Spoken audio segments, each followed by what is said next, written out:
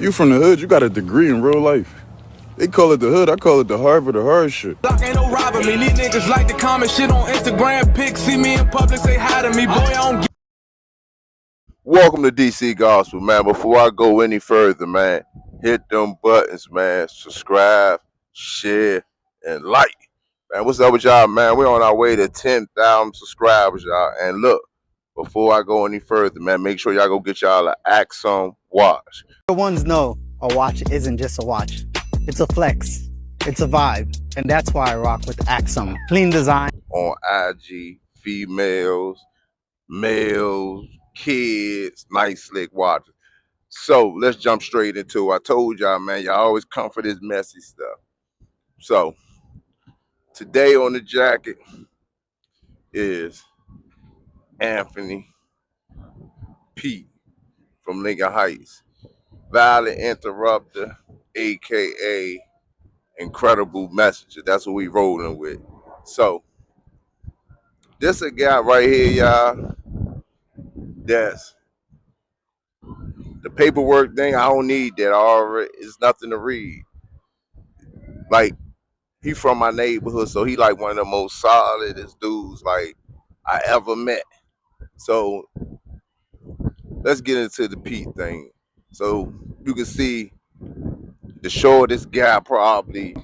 Born and raised Lincoln Heights. The Heights. Around the Heights, Northeast. You know. In Lincoln Heights. Hold on for a minute, y'all. Shirt flying everywhere. Shortest guy in Lincoln Heights, probably the prison system. And by the way, he did 30 years, y'all. Yeah, hit them buttons, 30 years. So this a guy was terrorizing the neighborhood, doing what you do growing up. That's all we knew in the hood. Like when you growing up in Lincoln Heights, and I call that joint the Max Box, and you come outside, you might be beefing with the guy that's right across the street, that live right across the street from you. And rest in peace, Johnny, too, man. You know what I mean? Pete used to be around Johnny like this. A lot of people don't know, like, far down the line, me, Keisha Anderson, we family. We got family. Y'all don't even know that, but you can ask her. You know what I mean? Shout out to Keisha and man, on there getting married. So, Pete, y'all, look, check this out. He used to be with a family member of mine, Johnny, on a regular. Like, on the regular. Like, they was, then in thieves. And Johnny know how to get that bag. Slim was like, yeah. Johnny was that guy. And him and Pete was. So, y'all hear a little his story with Kurt Bone. Go check it out, y'all. All days. You see Pete say he never made it to HD Woodson, y'all.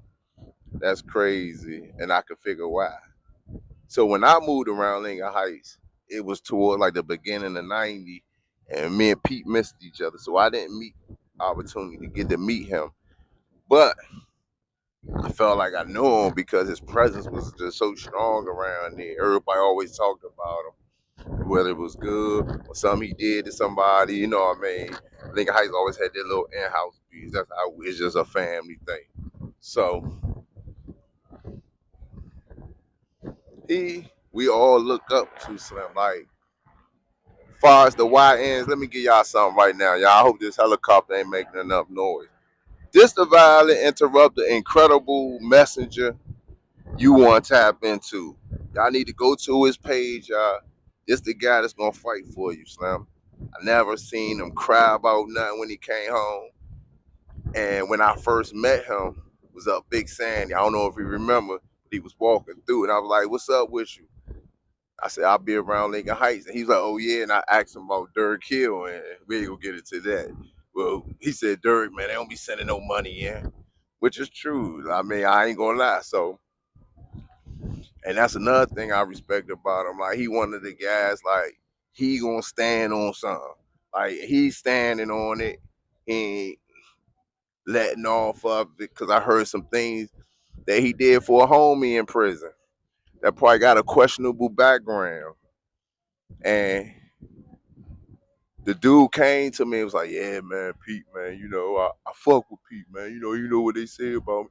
You know, his nigga, he let, them know we dealt with that. So you gotta respect the guy. That's why I said this. Now, this is a real violent interrupter where this guy could have probably potentially lost his life in a USP. Just being honest with y'all. So Pete did 30 years. I remember when he came home, it was all over the place, everywhere. And, he earned his way home. Like, literally, he earned his way home. Even in prison, I heard great stories about him. He always stood up with the men. He was just one of them guys that, and when, them the type of guys that got to be violent interrupters. Them the type of guys that can really get in the community, because he really was one of the ones that was out here. And he came home the right way. Working hard, doing the right thing. You know what I mean? And I ain't really here to idolize the wrong what people do. It's just the positive stuff he doing in the community. And like if you go to the Kurt Bone story, like he right. Like I remember like my OG, like Go and them, like even back then I remember Tony Fortune shot him up and like he lost his leg behind that. So them the type of guys like we really like had in our neighborhoods and growing up, running around, and Pete name is right up there with the Tony Forges. Anybody you could think of in the city that got a name, his name right there.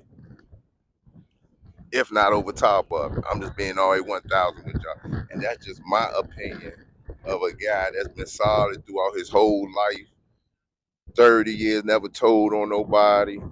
Came home, switched it up. He could have easily fell back into the dumb shit and sit and say, oh, I'm going to give me some money the wrong way. Doing it the right way. Why ends this his page right here? Real talk. Now, y'all need to go tap into him. Make him do what he's supposed to do. That's all I'm going to tell you. And guess what? He going to do it. He going to do it because he want help. He in the communities.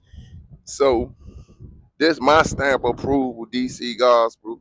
See, DC Gospel ain't too bad. Look, I ain't even talk about Rick Ross. Ron, I don't even like Rick Ross, but I like this guy because I consider him as a guy that I can say I look up to. And I told him that in his face, though, literally.